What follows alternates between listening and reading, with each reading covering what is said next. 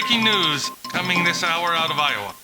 Rock star Conway Twitty was involved in a car explosion 4 miles south of Ottawa, Iowa. Mr. Twitty, age 24, and 3 band members were riding in a Mercury Colony Park on Highway 75 around 6 a.m. when the vehicle started to act funny. Al Bruno, age 23, was driving when he noticed black smoke in the rear view mirror. He pulled the station wagon off the road, woke up Twitty in the passenger seat, who woke up Joe Lewis, 23, and Tommy Markham, 20, in the rear seat. Then the foursome ran for safety. Mr. Lewis described a clinking bang-bang noise coming from under the car and recalls flames shooting up from the right side. Twitty said to jump, and man, we jumped, said Lewis. Road manager Wes Pickett, who was riding in the second car right behind him, witnessed the wagon burst into flames not long after the car stopped, and then it exploded after the occupants were about 25 to 30 feet away from the vehicle. The famed recording artist and his fellow band members did not suffer any injury. An initial investigation has determined that the explosion was the result of a rear wheel bearing burning out, causing the wheel to slip from the brake shoe, creating friction that then ignited the tire, which made its way to the gas tank. Even though the men are safe and sound, they lost approximately $20,000 worth of clothing and instruments. The major concern of the musicians as they departed was how to replace what they had lost before reaching their next engagement in Little Rock, Arkansas. The Mercury will be towed to Memphis. And in other news, you're watching Music Detectives. Many recording artists sadly found a way to leave us too soon. Thankfully, Conway's career wasn't cut tragically short. The insurance company would go on to cover the cost of the lost Mercury station wagon and the instruments inside. Conway and his band members would continue to tour throughout 1961 and put the near miss well behind them, continuing to connect with fans like this young high school senior who won a contest sponsored by KATI Radio Casper, Wyoming, to be Conway's date for one evening in October 1961. Listen to 1400, where the music means the most. There's always something happening. Raise a toast. Hear all the sounds of summer the KATI way.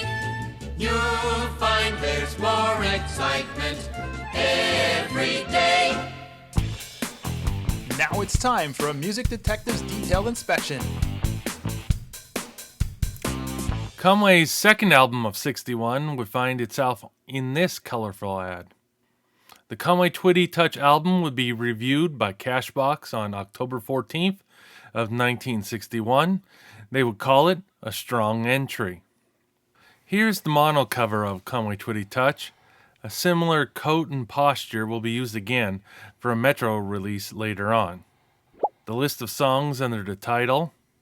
The album would not have any singles, but remember, Platinum High School and Foggy River were released on the 7-inch 33 RPM jukebox stereo vinyl a year earlier when Conway was Seaberg's Artist of the Week.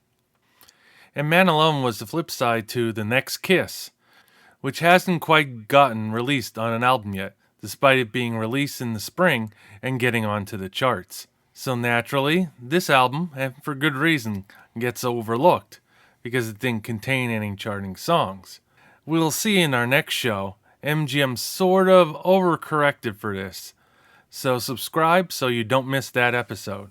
On the back, you can see the catalog numbers SE/E3943. Finally saving money by not printing separate covers for the mono and stereo. But what puzzles me more is the amount of pure dead space. Look! The entire top third of this is completely blank. No picture, no anything.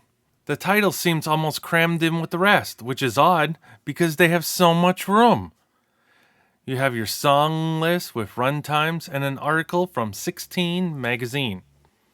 Now, 16 magazine got its start in 1957 and had Elvis on its very first cover. I wonder if Conway was ever on the front cover of 16. I did find a couple pictures of him on the back cover. If you know if Conway was ever on the front cover, or if you have a picture of him on that cover, let me know in the comments below. 16 magazine would cease operations in 2001. Looking at the vinyl, after releasing the Rock and Roll Story a year earlier, we can see this album has some country on it. Above and Beyond the Call of Love on side 1, and I Can Hear My Heart Break on side 2, both written by the legendary songwriter Harlan Howard. This won't be the last time Conway records Howard-written tunes.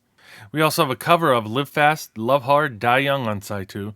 That's Farron Young's first #1 song from 1955. Moving on to the stereo cover, instead of an arrow pointing to the large stereo graphic we've seen on previous albums, now we have a bold stereo word in the upper left-hand corner. The artwork is still getting shifted downward, noting that the song titles are just staying on. Flipping over, we see the same back in all its empty glory. Note the cover photo was taken by Mike Levin. Now, Michael would also do album covers for Chubby Checker, Dion, and Bobby Rydell.